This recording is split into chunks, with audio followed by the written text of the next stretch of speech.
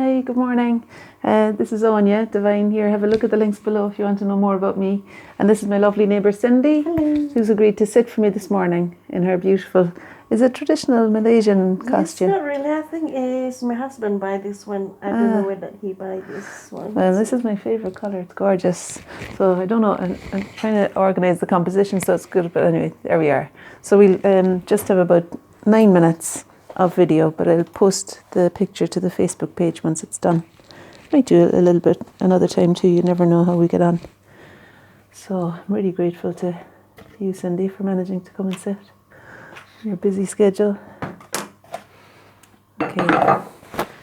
And I like the side view, so I'm going to ask you even to turn a little bit more to your left, the other way, yeah, there, and maybe back a tiny bit, and turn back a little. There you are, perfect. Yeah, I think the side view is particularly lovely here with the kind of fine dark neck, and yeah, so I quite like the shape of the triangular shape that's left in the skin as well. Okay, so let's see. And that's where I'm going to start. I'm going to start by explaining probably the dark at the back of the neck there. So I put some burnt sienna, cadmium red, and I think a little bit of the sap green will work there. I need some more red now because there's too much green. And you know, to me that reads as being a little bit muddy. So I'm going to go for instead the ultramarine blue, which looks like that, and the burnt sienna. A bit more burnt sienna, I reckon. There we are. Okay. And now I want to find a position for the back of the neck there, coming up to meet the headdress, such that I'll have enough space for the face to breathe at the front, and get most of the headdress at the back. Touch of warmth into it, I think now. Okay. And then there's a dip down the way here to where the neck is meeting the jumper. And I want the jumper to have a different colour. It's too much blue went in there. I want the jumper to have a different colour from the shadows in the back of the neck. So I'm putting some Van Dyke brown into the ultramarine blue this time, and deepening the tone of the jumper here to the front, so it reads as being a different shade from the skin. And I'll just continue with that colour to describe the back of the neck there as well. And out and down.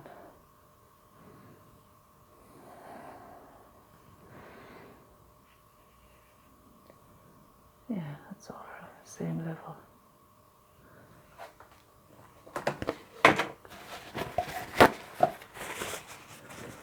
There we go. So we've got a little bit of peace because Maisie's fallen asleep in her bed, and got a chance to do a little bit of painting.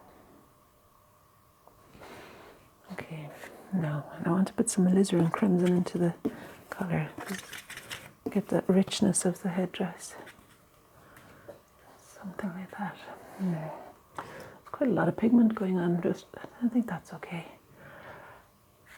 Sometimes I'd go in a little bit calmer with the colour, but for now I think this works. It's not anything critical that can't be lifted.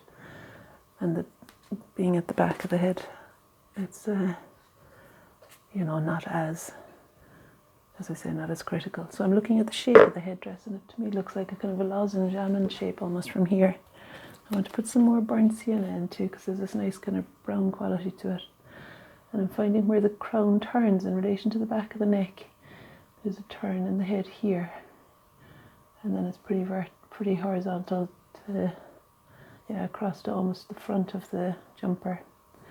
But then there's this piece that's wrapped around that might help to describe the cross section of the head. I just put a touch of water in, and some of the Jackson's red on my other palette down there, just to keep myself interested really. A little bit more blue, so that it looks very different here. My goodness, I didn't expect it to run that much, but I think that's okay.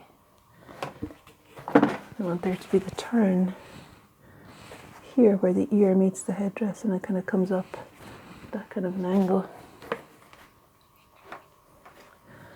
just using the paper towel as a way of identifying the edge. It'll come up like that. And then the front, yeah.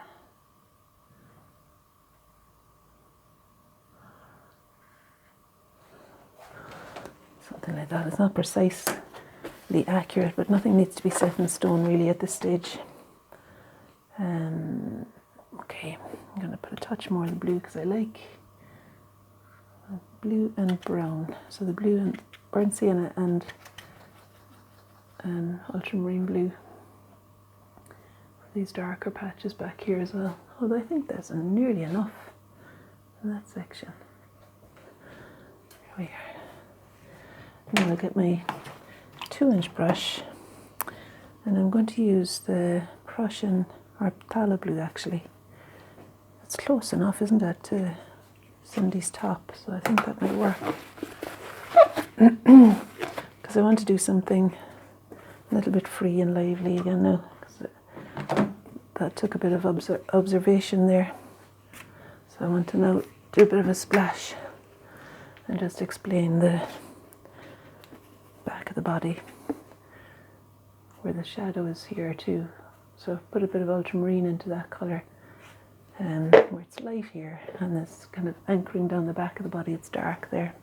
And as soon as I do that, there's an inclination then to reach for something warm, and ideally the skin is waiting for me, so that's going to need to be warmed up. I might use this Jackson's orange. It's a nice bright orange. See how much time. Oh good, I've got another 3 minutes or so. Okay, so really cleaning out the palette because I want the skin to read as being nice and clean and light in relation to the other colours around it. Let's see. Yeah. Okay, so really cleaning my brush as well. I'm going to pick up some of this orange. They only do it in tablet form, so the palette wasn't clean enough. They only do it in tablet form, so that's why I've got the tablet. So they generally prefer using the tubes. Okay, that's better. So let's see now.